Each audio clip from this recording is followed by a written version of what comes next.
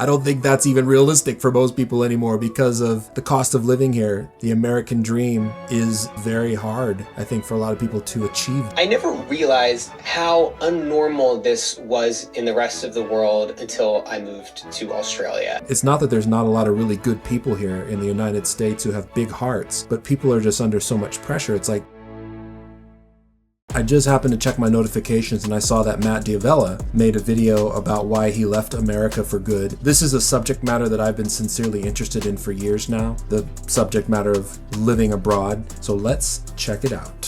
So after living in the US for 35 years, I made the decision with my family to leave America for good. It was not a decision that was easy, but as time passed, it became clear that the US was no longer the right place for us. So I want to talk about why we left, the downsides of leaving America, and a lot of the benefits that we found as well. There were quite a few benefits. And because this is a channel about personal growth, I also want to talk about some of the lessons that I learned along the way that might help you to make really hard decisions and live a more meaningful life.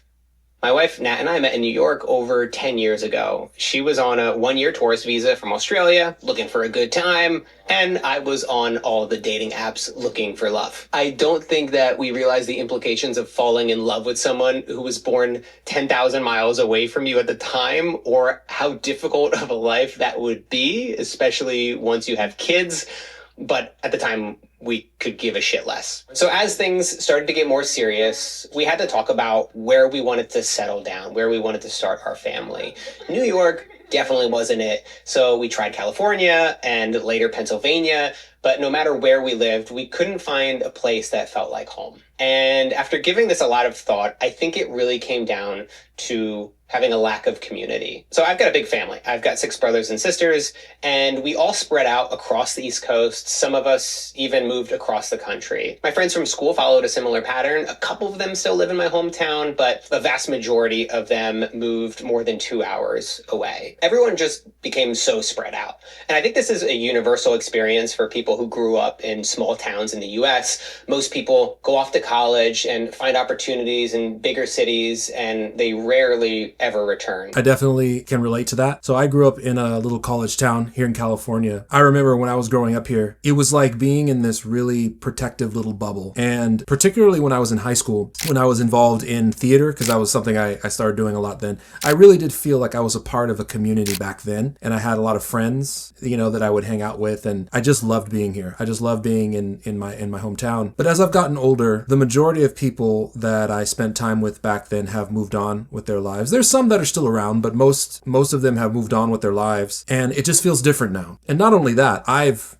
changed a lot since back then. Hopefully I've changed for the better and grown and matured, and it just doesn't feel the same anymore being in the community that I grew up in, as nice of a place as it is. But I can definitely relate to what he's saying. I'm sure a lot of you could probably relate to what he's saying as well, about how especially as you get older, it can be hard to find a community. There's a lot of people that are struggling to find that community, that are struggling to feel truly connected. And then you layer on top of this the economic pressures. I mean, the culture here in the United States is very much career, money, and there's just certain pressures that come along with it. But I would agree with his point that a lot of people are feeling a bit disconnected, and that could also just be because of social media and other issues. While there are real benefits to being within a few hours from your family and friends, I don't think that's the same thing as having a community. A community needs to be close in proximity. They're your actual neighbors. They're the people that you run into on your morning walk. They're the ones you call when you have to make a midnight trip to the emergency room. We really struggled to find any sense of community in the US. And that's not the fault of the US as much as it is the fact that all my family and friends that I grew up with just spread out so much. Yeah, and I think it's the culture here. People are so busy. And I do think that the United States, because of the capitalistic hustle culture here and the pressure that we have to get that money, people are so busy. It's not that there's not a lot of really good people here in the United States who have big hearts, but people are just under so much pressure. It's like people just can't. They got to put themselves and their families first. And yeah, people people are kind of divided. There are places here in the United States where there are very tight-knit, very healthy communities where people take care of each other and love each other. So I'm not saying that it doesn't exist. I think it's hard to find, though, to be honest. But what I learned from this process is that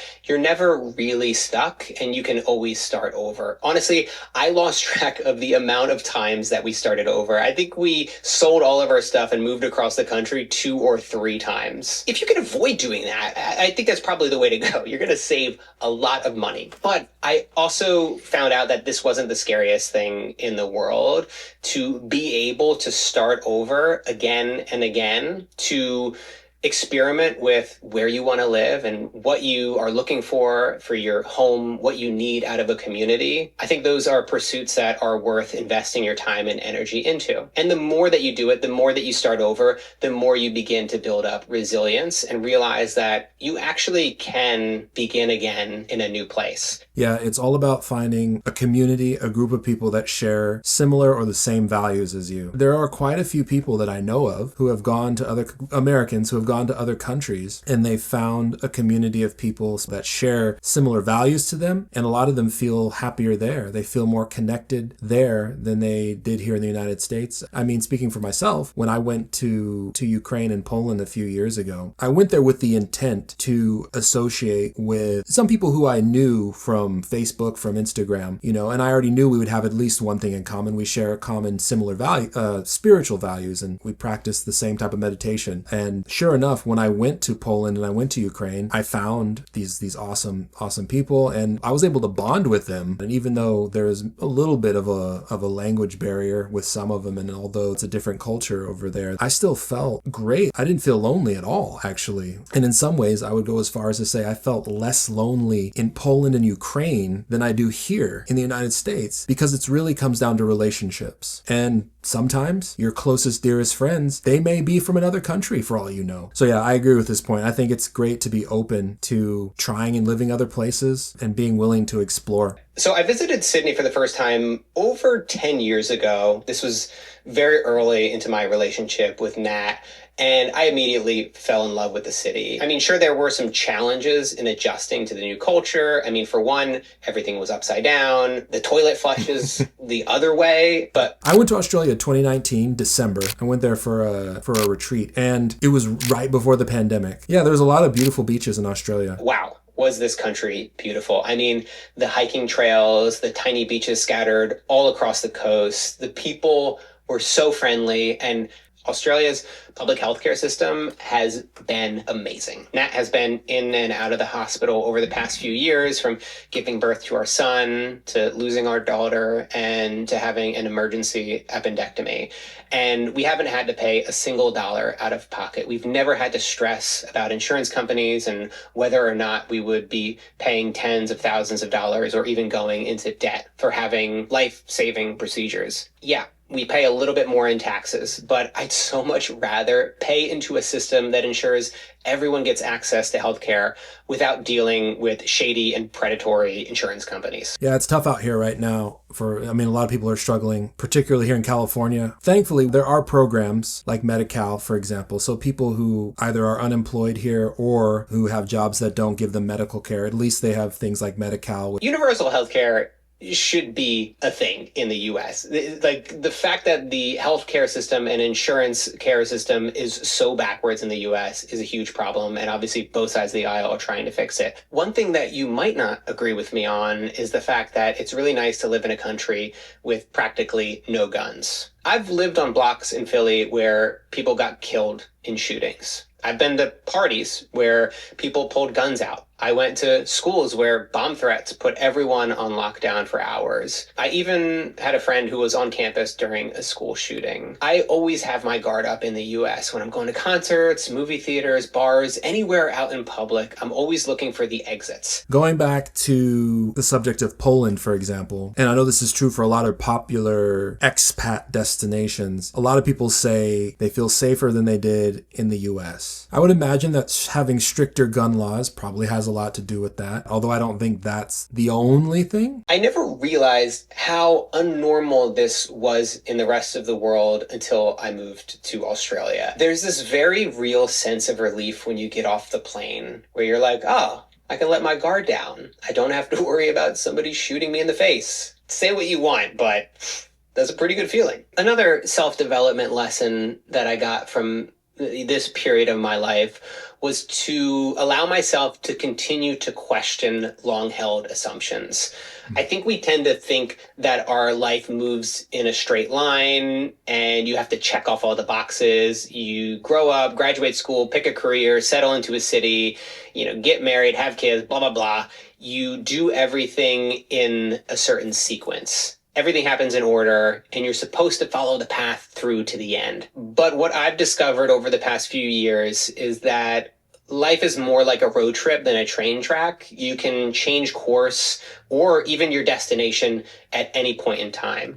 That's a great point and very comforting, I know, for a lot of people. Definitely, that's a very comforting point for me. I used to struggle a lot, and admittedly sometimes still struggle a lot with the thought that I kind of messed up, because in my mind I'm thinking, well, by now, at my age, I should have done this, this, and this. But there's a saying that success doesn't happen in a straight line. And in fact, I made a video about this a couple of years ago, at the beginning of 2023, and I think I made the point back then about how I was learning that sometimes in order to make progress in life, in order to take a step forward, sometimes you have to take a couple steps back. And like he's saying here, it's okay to not follow the standard prescribed order of go to college, get a corporate job, get a house with a white picket fence, and get married. And interestingly enough, I don't think that's even realistic for most people anymore because of the cost of living here. The American dream is very hard, I think, for a lot of people to achieve. Not that it was necessarily easy back in like the 1950s and 60s, 70s, and so on, but it's definitely harder now, I think, to follow this very standard, conventional path than it used to be. The point is, the life that you thought you were supposed to have isn't the only one that's available to you. And when you allow yourself to